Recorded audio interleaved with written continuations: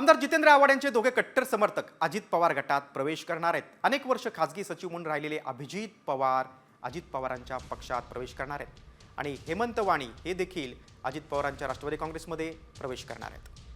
त्यामुळे जितेंद्र आव्हाडांना हा धक्का आहे। जितेंद्र आव्हाडांचे दोन खंदे समर्थक अजित पवारांच्या पक्षात जाणार आहेत। अभिजित पवार आणि हेमंत वाणी हे जितेंद्र आव्हाडांची साथ सोडणार आहेत।